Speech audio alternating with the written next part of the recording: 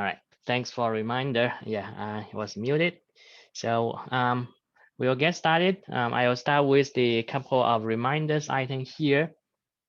First one is on homework number 7 that's due Tuesday next week. And second one is regarding the lab. Lab we'll be doing this week. We'll be doing RC circuit.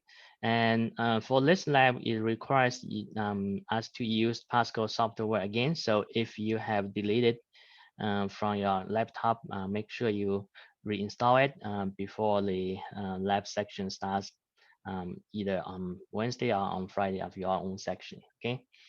All right. So today we'll be looking into a new topic called magnetism. Um, so this is actually one of my, I think this is one of my favorite topic here because it actually, all this is related to our daily life. So for example, the cell phone signals, the laptop you are using, and etc. We cannot live without it these days. So it's basically they have relationship with magnetism. Okay. So we'll start with a video clip over here. So you guys probably know this picture is related to the aurora or called northern lights. Okay, so let me play this video. Actually,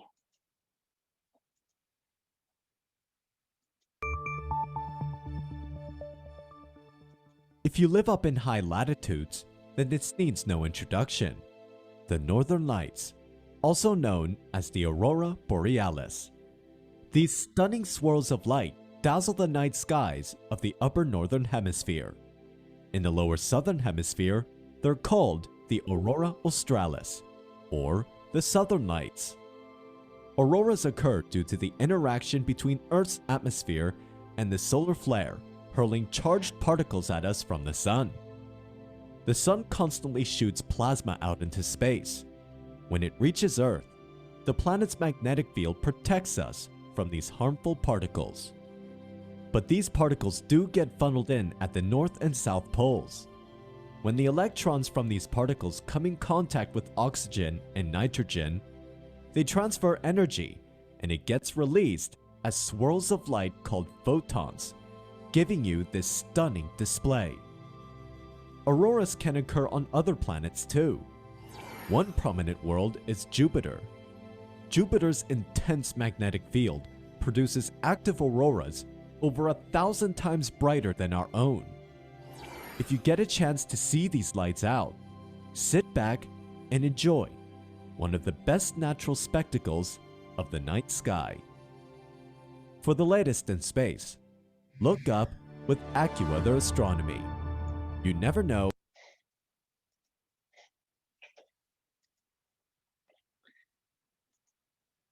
all right. So I hope like it gives you an idea of how aurora is being produced.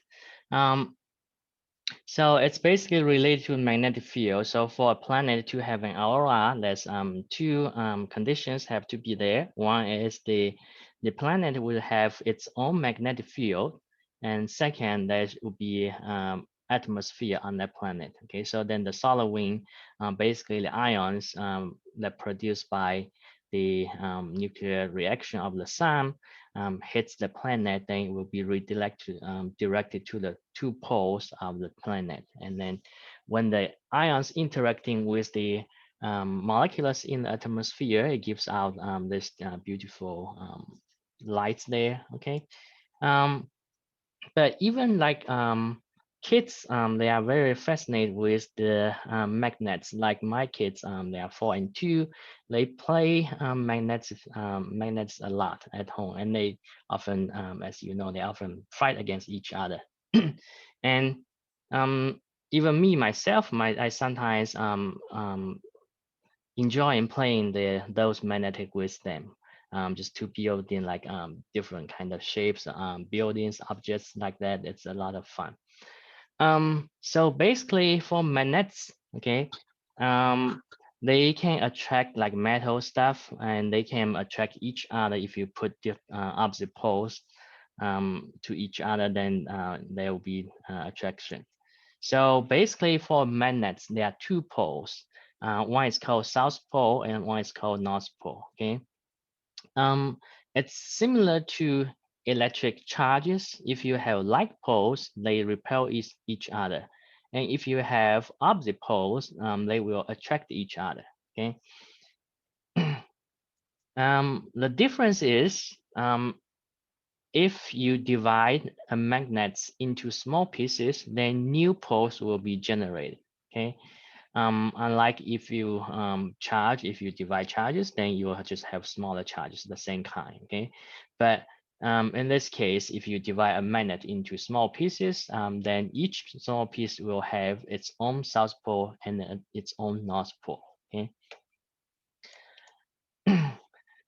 The Earth itself is a giant magnet. Okay, it has the its north pole as it's close to our geographical north pole. So just keep that in mind. The south pole of the magnet of the Earth is close to the north pole of the geographically, but they are not exactly at the same position. So it's roughly it's like I think that's a couple hundreds miles away, okay, from each other. So in that sense, so if you use a compass, that's the only tool you have. If you are hoping that the compass will lead you to the North Pole, then you'll probably be disappointed because then you'll find yourself about 200 miles away from the North Pole. Okay, so just to keep that in mind, there's slight difference the positions of the South Pole of the Earth's magnetic and the North Pole of the Earth. Okay, all right. Now over the years, actually we are talking about millions of years in this scale. The Earth's magnetic field, actually the poles have reversed several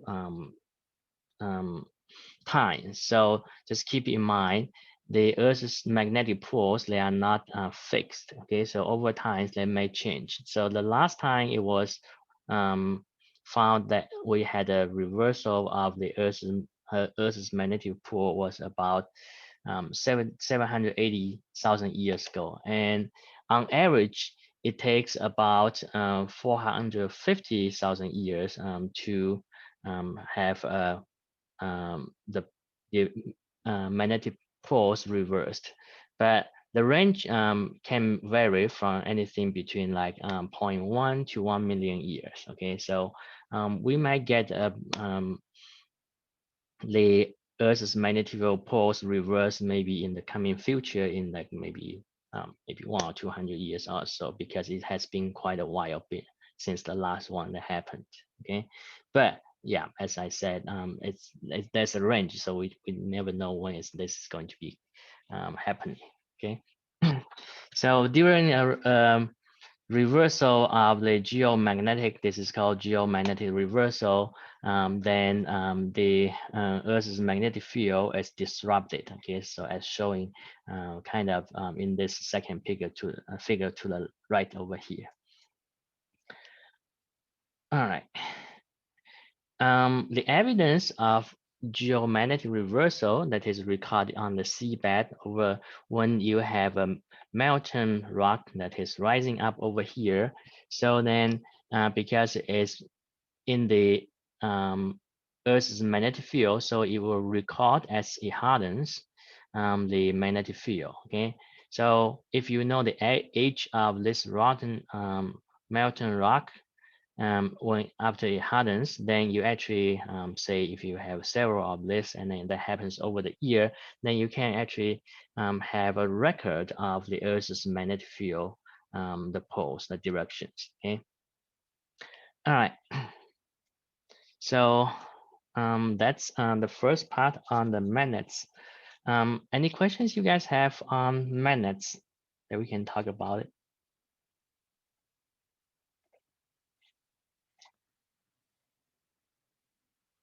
Okay, so if not, then we will move on to the next section on ferromagnets and electromagnets. Okay, so why certain material have magnets or magnetism in it?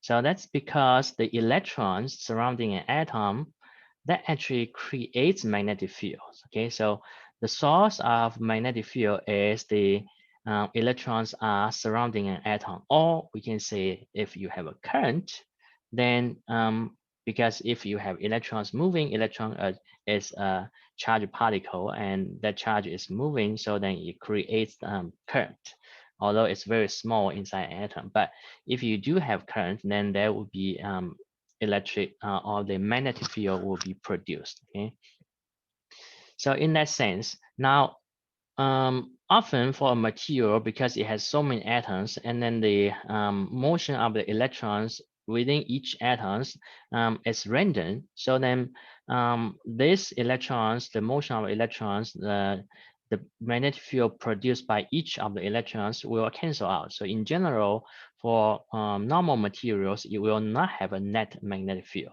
Okay, but certain materials, they have tendency for the atoms to align with each other, so then you'll have actually a net magnetic field. So such kind of material is called a ferromagnetic material. Okay, and this happens only to just a few materials like such as iron, cobalt, nickel, and gadolinium. Okay, other materials, they don't have such tendency to line up the atoms. Okay, however, many other materials, they are not ferromagnetic, but they can be paramagnetic. That means if you place external magnetic field, um, so then the um, the material will have the domains realigned due to the external magnetic field. So then it will become um, magnetic under the influence of the external magnetic field. However, when you take the external magnetic field away, then this alignments of domains disappear. Then it's again random. So then there will be no net magnetic field. Okay. However, for ferromagnetic materials, if you heat the temperature up to a certain temperature, above 770 degrees Celsius, then the alignment of the domains inside the material will actually disappear above the temperature. So then you will lose magnetic field of the materials. So this temperature is called a Curie temperature. It's 770 degrees Celsius. Okay, and then that's to all the ferromagnetic materials. All right, you can make materials to become like the for the ferromagnetic field to become a stronger magnetic. So for example, for iron bar, okay, if you place it in the external magnetic field that has a north pole and south pole, and if you heat it, so then the domains will become, they will align up and then become a larger domain. Okay, so after that, you can remove the external magnetic field. So then this iron will be having a stronger magnetic field in that case. Okay. All right. So again, the source would be for a magnetic field. It's the current. So you can actually demonstrate this relatively easy if you have the tools. And then in the lab, we can actually do that if you are interested. So you can pick up a compass. Okay. So naturally, if you put a compass, then the north pole will be pointing to the south pole of the Earth. Okay. However, if you have a wire that carries current, then you'll see as the switch is closed, then the current is produced in the wire. So then the current will produce a magnetic field due to the current. So then the Earth's magnetic field will be disturbed locally surrounding this compass. So then the needle or compass will be pointing to a direction that is different from originally it's pointing to. Okay. So this demo will show you that how a magnetic field can be produced by current carrying wire. Okay, so if there's a current, then there's a magnetic field will be produced. All right. Now for magnetic field, it's much like an electric field. It's actually a vector. Okay, so it has direction. It has also magnitude. Okay. Now if you have a magnetic field produced by a current, then the magnetic field is actually proportional to the magnitude of the current in the wire. Okay, so you can easily understand this. As you increase the current, then the magnetic field will increase.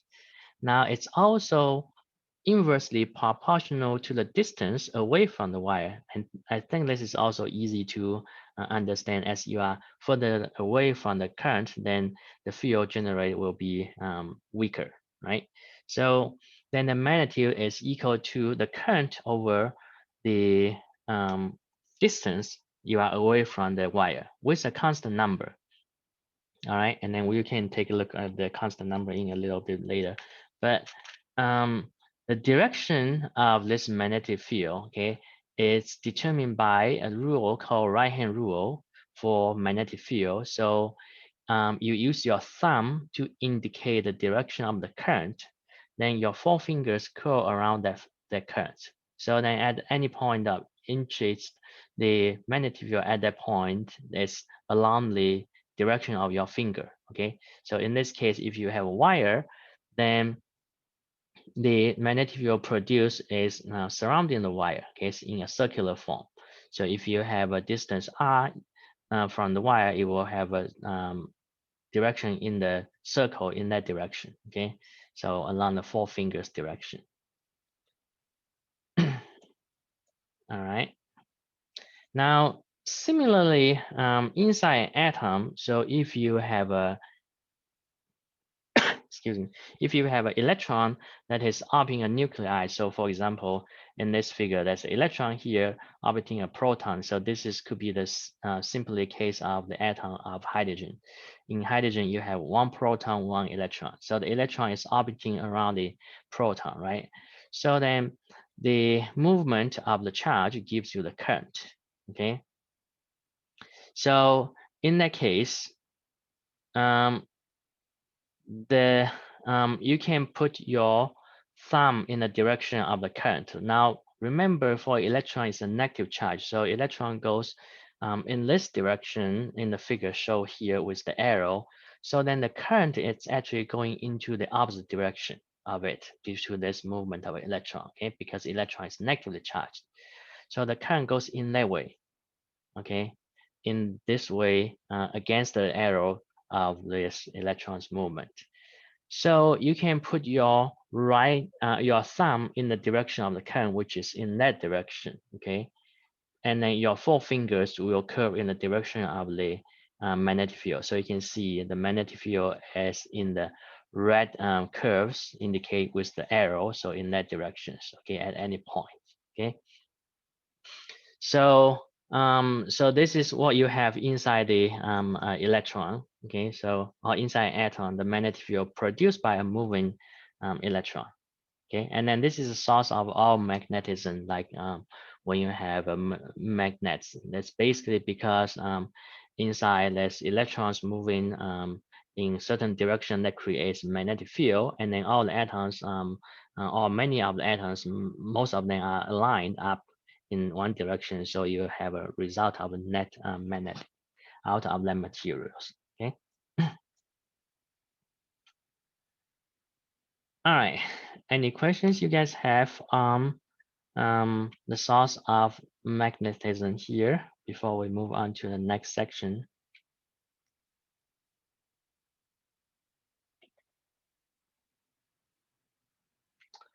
Okay. So magnetic field is like electric field. It's not actually visible, right? We cannot see it just with our bare eyes, but you can see the interaction of it with other objects. Okay, so for example, interaction of the magnetic field with current, or interaction of electric field with a charge. Okay, so in that sense, because magnetic field is invisible, but to visualize the magnetic field, we use magnetic field lines, just like what we do for electric field. We use electric field line to visualize the electric field. Okay, so in this case, you can indicate electric field by electric field lines. Okay, so like that, or in the other way around. Okay, so similarly to electric field lines, so if you have magnetic field line, it's the same that the density of the lines will indicate the strength of the fields. So if you have more lines in an area, then the magnetic field strength is stronger. Okay, and then the direction of the magnetic field is indicated by the direction of the magnetic field lines. Okay, and the magnetic field lines, okay, is continuous. Okay, so this is something different from electric field lines. Electric field line has a starting point and an ending point. It starts from either infinitely far away or from a positive charge, but ends at a negative charge or infinitely far away. Okay, so like um, for electric field lines, it can be like open, but for magnetic field lines, it should be continuous and it should be a closed loop. Okay. Now, magnetic field lines, they never never cross each other. That means at any given point in the space, the magnetic field is unique. Okay, you cannot find like two magnetic field at one um, point, your one point of interest. You cannot say at this point, sometimes the magnetic field is 0.5 and then the other times it's 1 Tesla, as if this is the same magnetic field. Okay. Now it could be the case if it's a very magnetic field. Okay, but then at any time instant, you do not have two magnetic field strengths at one point. Okay. All right. So that's magnetic field lines. Any questions you guys might have regarding magnetic field lines?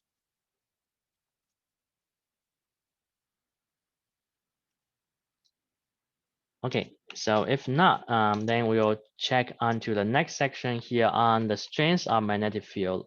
Okay, so the magnetic field actually can be measured by measuring the magnetic force. Okay, so if you have a charge that is moving inside a magnetic field, then the charge actually will experience the magnetic force. Okay, however, if you have a um, stationary charge in the magnetic field. So then there will be no magnetic force on it. Okay, so this is being experimentally determined. Okay, this is not from a derivation of mathematical formulas. The magnetic force is actually observed to be true. Okay, and it's proportional to the charge that the particle carries and the speed of the particle and then the magnetic field, and with a sign of theta, where this theta angle is between um, the velocity of the charge and the direction of the magnetic field. Okay, so theta is between the V and the B field. Okay, so then F equal to absolute value of Q times V times B times sine theta. Okay, this is the magnitude, so it should be a positive number. So that's why we have absolute value of Q. All right. And this force is often also called Lorentz force. If it refers to Lorentz force, then it refers to magnetic force. Okay, so that's the magnitude of the magnetic force. So from there, you can back calculate your magnetic field. Okay, so the magnetic field then is determined by measuring magnetic force and then divided by the charge absolute value times the speed of the particle of the charge, and then times sine of theta. Okay, magnetic field has a SI unit of Tesla. Okay, the same electric car Tesla. Okay, and abbreviation of it is T, okay, capital T. It's equivalent to force divided by, so if you have Q times, which is Coulomb times meters over second, okay, then that gives you amps, right? coulombs over second is amps times meters. Okay, so it's also equivalent to 1 times newtons time over amps times meters. So that gives the magnitude of the magnetic field. All right. Now, to determine the direction of the magnetic force, then this is a second right-hand rule. Okay, so this is often also called right-hand rule number 1, which is determine the magnetic direction of magnetic field. So you again use your right hand. Now, assuming, so you always assume this is a positive charge, okay? Even though in the case of this is a negative charge, then you are again starting with assuming it's a positive charge and then determine the direction for the force on the charge if it were a positive charge. Then if it's a negative charge, then simply you just reverse the direction of force you just determined, okay? So this is how you do this. So you use your right hand again. You are going to point the direction of the thumb along the direction of the velocity. Okay, and then the four fingers are in the direction of the magnetic field. So then your palm facing up in the direction, the normal direction of your palm will be the direction of the force. Okay. So again, your thumb is in the direction of the velocity. Your four fingers are in the direction of the magnetic field. Then the palm is pointing in the direction of the magnetic field. Okay, magnetic force. All right. So let's take a look on one example over here. So if you have a charge that is moving to the left or towards the west, so this is positive charge, then your thumb goes in the direction of the charge. And then the four fingers in the direction of the field. So your palm is facing down. So then that's your direction of the magnetic force. Okay. So indicate as this guy in the figure A.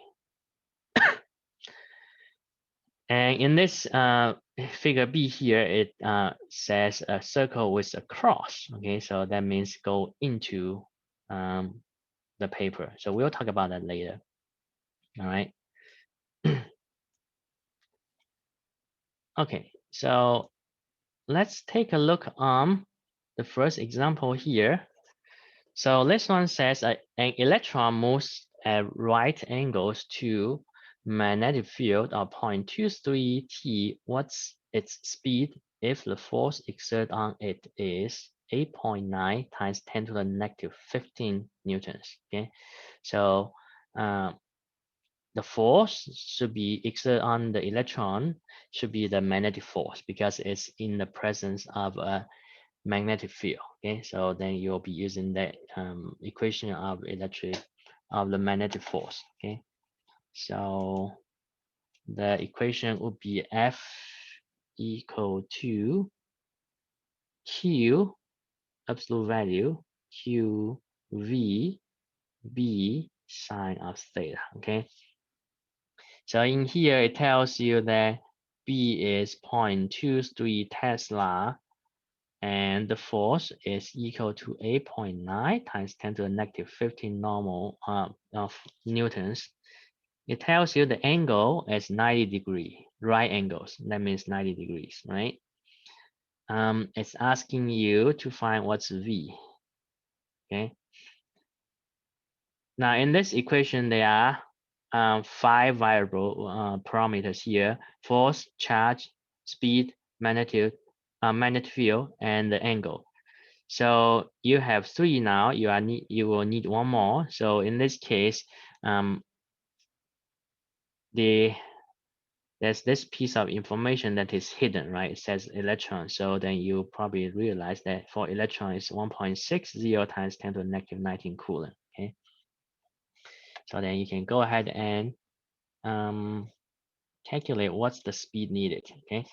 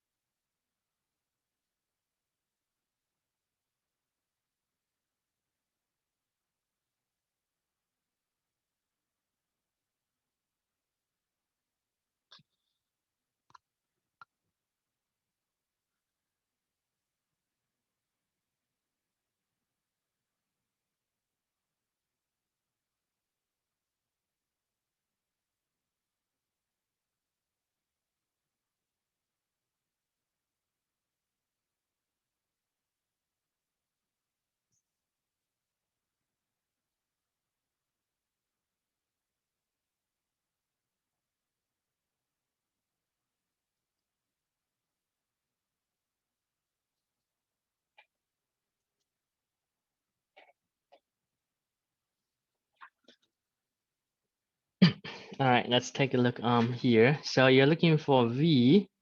You can isolate V to one side of the equation. So then V will be equal to basically F divided by the absolute value of Q times B times sine of theta. Okay.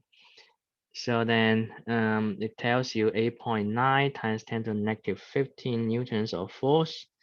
Your charge is 1.6 times 10 to the negative 19 coulombs. The B field is 0.23 Tesla and sine of 90 degree. Okay, so which gives you one basically. That will give you your speed as about 2.4 times 10 to the fifth meters per second. Okay. So you can see even your charge is moving at a very high speed, the force is still very small. That's because the charge is very small, okay, in that sense. All right, questions you guys might have on this one?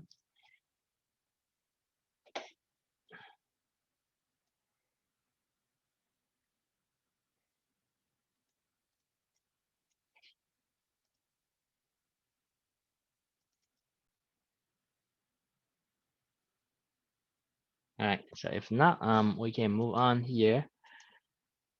So we'll move on to the next section here on the force on a moving charge in a magnetic field. So more applications and example. Okay, so so if you have a charge object moving in the magnetic field. Okay, so in this case, the figure down here.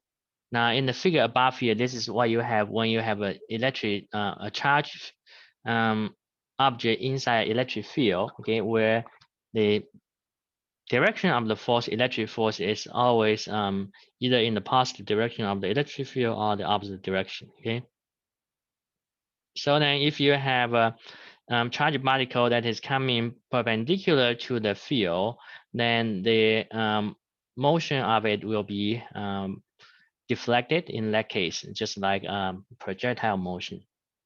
Now, in the case of if you have a charged particle that is entering a magnetic field perpendicularly to the velocity, so then due to the case, the for the direction of magnetic force, you always use right-hand rule. So your direction of the thumb is in the direction of your velocity, right? And then your four fingers are in the direction of the electric field. So in that case, you can align your right hand over there.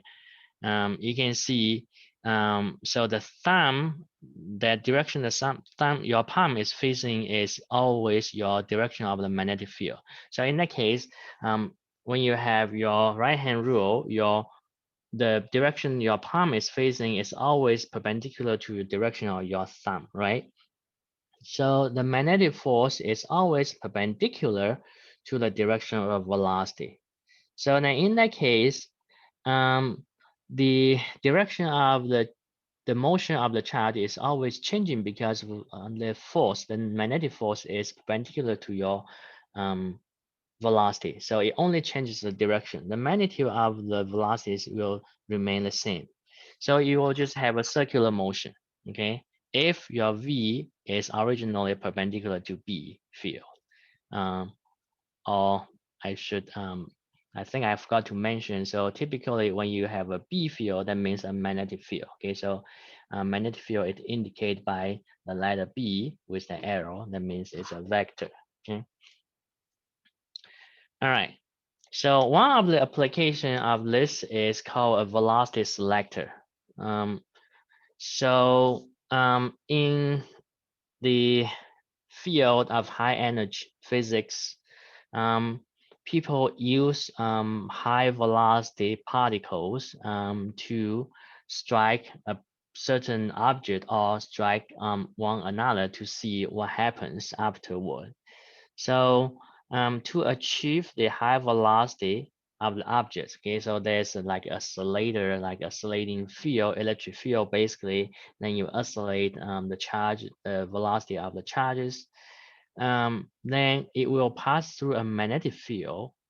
in addition to the electric field. Okay, so for a velocity selector, so if the accelerated charges, they may be coming in with different speed, right? So some may be moving faster, some may be moving slower.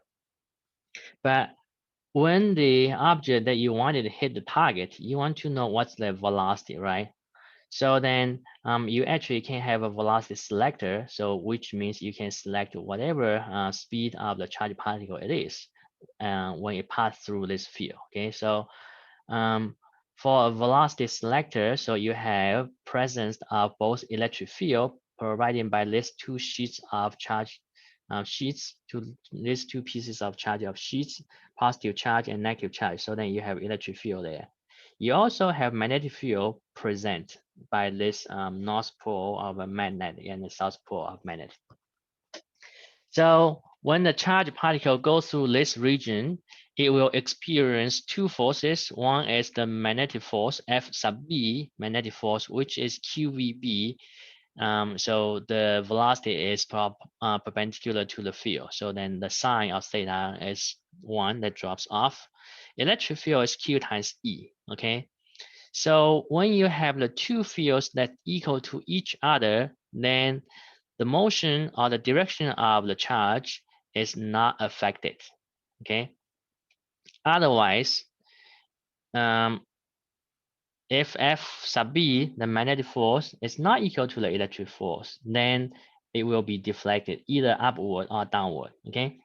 So you can see then the ratio of the magnetic field and electric field actually is equal to the speed. So speed V is equal to E divided by B in this case, okay?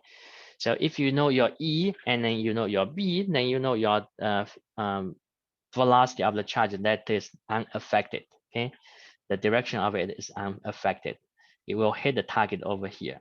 Other charged particles will be either deflect upward or downward, not hitting the target, okay? So such a device is called a velocity selector. So just keep in mind the key here is for velocity selector, the electric force and magnetic force cancel out, okay? And the speed is determined by the two fields, okay? V is equal to E divided by B. All right, so let's take a look one example on the velocity selector here. It says the velocity selector in the figure is designed to allow charged particles with a speed of 4.5 times 10 to the third meters per second to pass through undeflected. Find the direction and magnitude of the required electric field, given that the magnetic field has a magnitude of 0.96 Tesla. Okay, so you can use the speed equation in the previous slides to determine the electric field given the magnetic field, because speed is equal to electric field over magnetic field.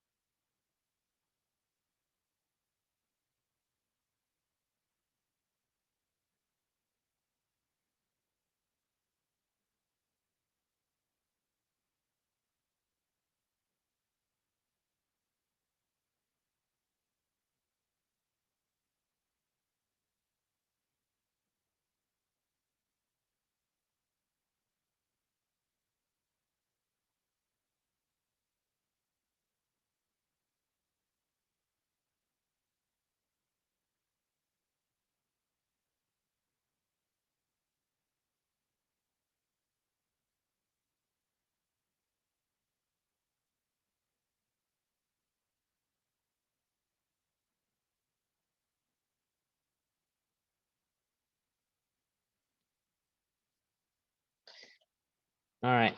So in this case, we are given V and B. So then E should be equal to V times B, okay, for a velocity selector.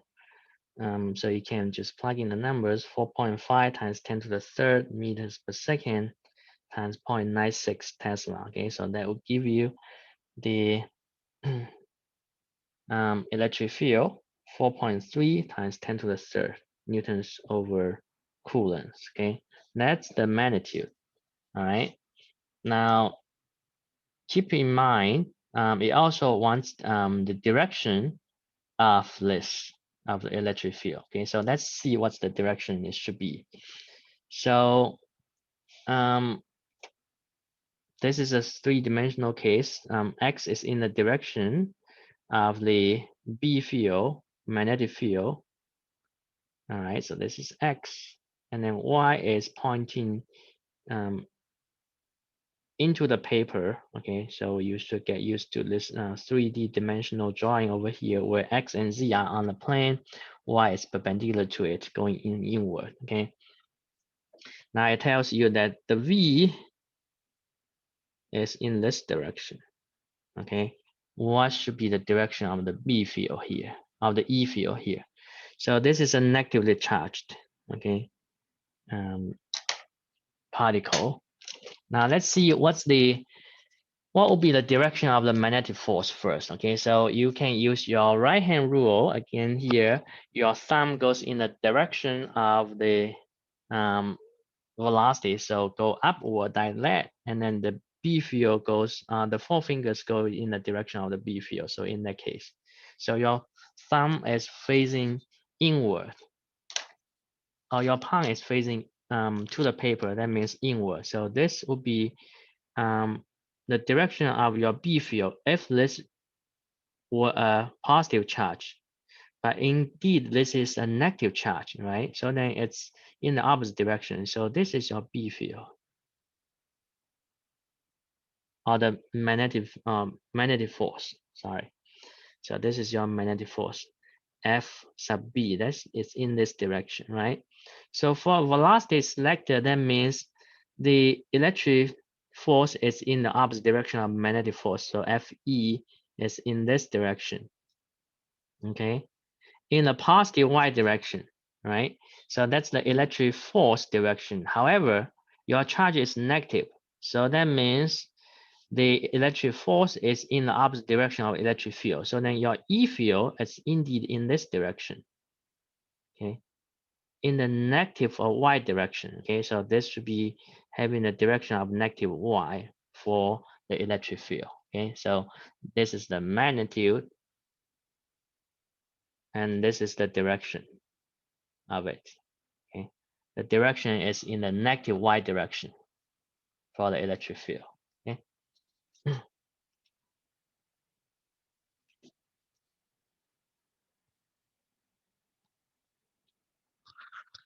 Questions you guys might have on this one here?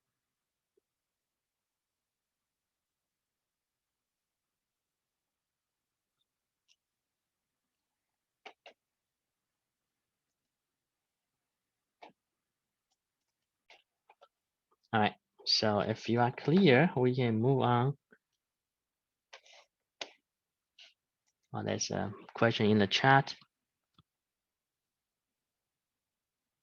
So the electric field goes in the same direction as the magnetic field. No, actually not. The magnetic field is going in the x direction, positive x direction, okay? And then the magnetic force is going in the minus y direction. So the electric field, in this case, is in the same direction of the magnetic force, okay?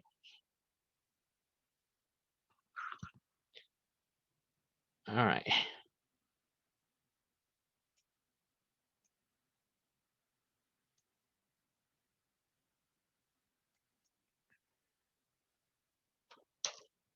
Okay, so we are going to then take a look on another application of the magnetic force on a charged particle that is moving in the magnetic field. So due to the nature of magnetic force is always perpendicular to the direction of motion because you use right hand rule to determine the direction of the force, the magnetic force, which your palm is always facing in the direction that is perpendicular to your thumb. The thumb is in the direction of the velocity. Okay, so then the path would be a circular path if the V enters in the direction that is perpendicular to the magnetic field. Okay, so another big application is for a mass spectroscope. Okay, where um, the magnetic velocity v comes in a direction that is perpendicular to the B field. So in this case, the B field is indicated by the yellow circle with a cross in the circle. That means the magnetic field direction is going into the paper. Okay, so because when we are dealing with a magnetic force, it's a three-dimensional case for most of the cases. So then we need to use this sign symbol for the direction of. So a lot of times we can have two-dimensional on the paper, and then we can add one-dimensional either into the paper or out of paper. So basically perpendicular to the paper. So if you see a circle with a cross or simply just a cross, that means the direction of this quantity, this vector is going into the paper. Okay, so just imagine if you are shooting an arrow, when the arrow goes away from you, you see the cross. Okay, and then if you see a circle with a dot or just a dot, that means the direction is out of paper, that's coming towards you. Okay, so that's the notation for the direction going into the paper or out of paper, perpendicular to the paper. So in this case, you can see because V is perpendicular to the F, so basically that force will not do work because it's always perpendicular to the velocity. Okay, so for delta t, small time t, d is also in that direction. Force is perpendicular to d, so it does no work. So basically, the work on the object will not change. That means its kinetic energy will be the same, or the velocity or the speed will be the same. All right. So you can see that in that case, F is equal to QVB sine of theta, where theta is 90 degrees. So F is just equal to QVB, right?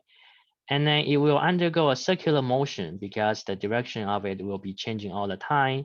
So for a circular motion, this force at any point, magnetic force, is the centripetal force of the circular motion. Okay, if you recall that when we talk about a circular motion for centripetal force is mv squared over r. So then this force, QVB, is equal to mv squared over r. So you can see V and V will cancel out. So then you can solve for R. R is equal to mv over QB.